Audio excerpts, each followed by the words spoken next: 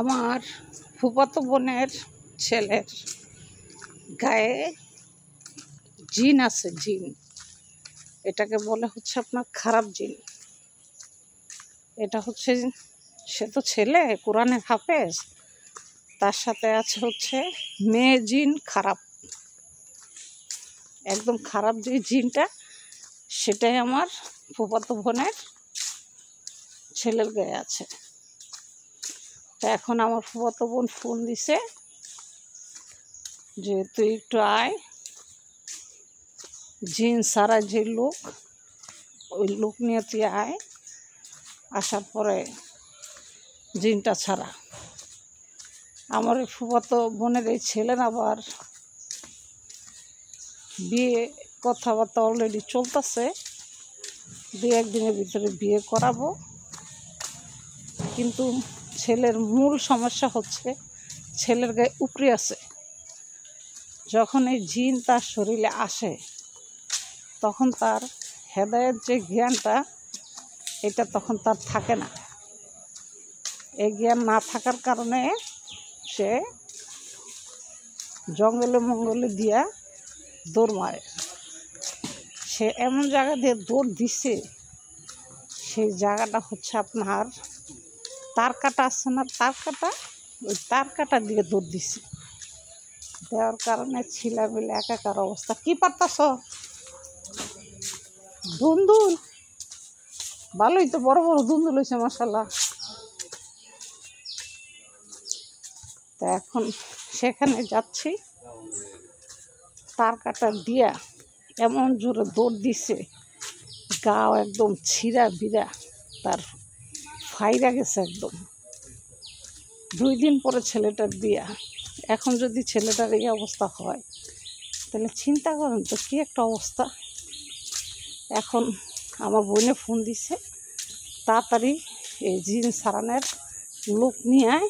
তা আমাদের আবার একটা হুজুর আছে, উনি আবার এই জিন মিন সারানের কাজ করে। তার বাসায় আমি যাচ্ছি, দেখি তার বাসা পাওয়া যায় নাকি। যদি বাসা পাওয়া যায় তো আলহামদুলিল্লাহ, না পাওয়া গেলে সমস্যা হয়ে যাবে আর কি। তো তার গায়ে জিনটা আসছে আপনার সেই ছোট থেকেই তার গায়ে জিন আসছে। এই জিন তাকে বিয়ে করতে দেয় না। আমার সেই ফুফাতো বোনের ছেলের বয়স অলরেডি 35 বছর পার হয়ে গেছে, মানে 40 ছুঁই অবস্থা। একে বিয়ে করতে দিবে না। সেই মেয়ে জিন তার সাথে প্রতিদিন থাকে, ঠিক আছে। ঘুমের ভিতরে আইসা তারে চাটাচাটি করে যায়। সে সকালে উঠা দেখে তার শরীরে চাটাচাটির দাগ।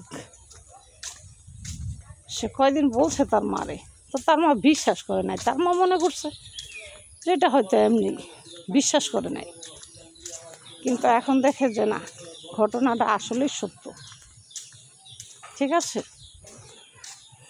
আর যখন এই জিনটা আসে ওর গায়ে, তখন সে কাউকে চিনে না, মা বাবা ভাই বোন, সে কাউকেই চিনে না। সে আবার আমার ফুফাতো বোনের বড় ছেলে, সে কাউকে চিনে না। এই অবস্থা। এখন যাচ্ছি ওজা ঠিক করে আনার জন্য, জিন তাড়ানোর লোক খোঁজার জন্য। যদি বাড়িতে পাইলাম তাও তো ভালোই, আলহামদুলিল্লাহ। আর যদি না পাই তাহলে তো সমস্যা হয়ে যাবে। আসলে ছেলে মেয়ে নিয়ে এটা আসলে টেনশনের বিষয়, বুঝছেন, অনেক টেনশনের বিষয়। এখন এই জন্যই যাচ্ছি, দেখি কী অবস্থা। 2 দিন পরে তার গায়ে হলুদ, বুঝিনি তো কী একটা অবস্থা। এখন ওই জিন মেয়েটার কথা হচ্ছে তাকে বিয়ে করতে দিবে না, সে তাকে বিয়ে করবে। তাও আবার খারাপ জিন। তাকে, তার দেহে যখন আসে তাকে প্রচণ্ড শরীরে আঘাত করে, প্রচণ্ড মারে, মাইরা তারে কাইট করে তারপরে তাকে স্পর্শ করে। কারণ সে যখন সতেজ থাকে, মানে যখন সে ভালো থাকে, তখন সে স্পর্শ করতে দেয় না দেখেই তাকে প্রচুর পরিমাণে আগে মারধর করে নেয়। খারাপ জিন বুঝে নিত, তার পাওয়ার বেশি, ক্ষমতা বেশি। তো এই জন্য ফোন দিছে, বোনে খুব কান্নাকাটি করতেছে, বোন আমার ছেলেটা এইভাবে ছটফট করতেছে, জিনটা আসছে। আর জিনটা যখন আসে তখন তার মুখে লেবড়ি টেবড়ি বের হয়ে গাও খিচানি দিয়া আর মানুষের দিকে বড় বড় চোখ করে তাকাবে, আর যে সামনে যাবে তারই সে ঘুষি মারবো, নয়তো লাথি মারবো, নয়তো আপনার বডি মডি নিয়ে কোবানোর জন্য যাওয়ার চেষ্টা করে। কথা বুঝছেন? এই হচ্ছে পরিস্থিতি। এখন চিন্তা করতেছি 2 দিন পরে বিয়ে, এখন এই ছেলেরে কেমনে বিয়ে দিব আল্লাহ জানে। কারণ খারাপ জিন তার বোর সাথে তো মিশতেই দিবে না, কারণ সে যখন তার ওয়াইফের কাছে যাবে তখন এই খারাপ জিন তাকে তো মিশতেই দিবে না।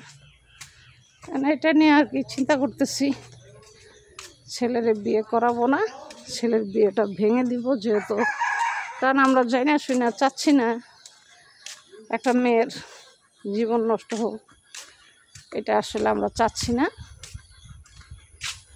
তো জিনটা আগে তাড়ানোর পর বিয়েটা ভেঙে দিব। কারণ যে মেয়ের সাথে আমরা বিয়ে ঠিক করছি, মেয়ে অনেক বড় লোকের মেয়ে, আবার আমার বোনও অনেক বড় লোক, ঠিক আছে, তার 4 তলা বাড়ি উত্তরায়, সেও বড় লোক। কিন্তু এখন কথা হচ্ছে বড় লোকের কোনো কথা না, কথা হচ্ছে মানুষের জীবন মরণ নিয়ে কথা। এখন এই অবস্থা।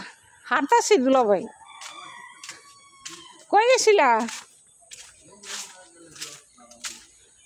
হ্যাঁ, এই যে পোলাটা নিয়ে একটু টেনশনের ভিতরে আছি, ঝামেলা আছি পোলাটা নিয়ে। পোলাটা কথা শুনে না, যাই হোক দেখি। তো এখন যাচ্ছি, হুজুর পাইছি, এখন নিয়ে যাব হুজুরকে, হুজুরের জিন ছাড়াবে, নিয়ে যাব। তো যাই হোক, আপনারা একটু সবাই দোয়া করেন আমার বোনের ছেলের জন্য, যেন আমার বোনের ছেলেটা সুস্থ হয়ে যায়। খুবই টেনশন করে আমার বোনটা, আসলে একটা ছেলে তো বুঝিনি, তো একটা ছেলে থাকলে যা হয় আর কি, মেয়ে 3টা কিন্তু ছেলে একটা, এটা নিয়ে আর কি খুব টেনশন ফিল করে। এখন দেখা যাক কী হয়, আল্লাহ ভরসা। সবাই দোয়া করেন আপনারা একটু। এই অবস্থা, মনটা বেশ একটা ভালো নাই, এই অবস্থা।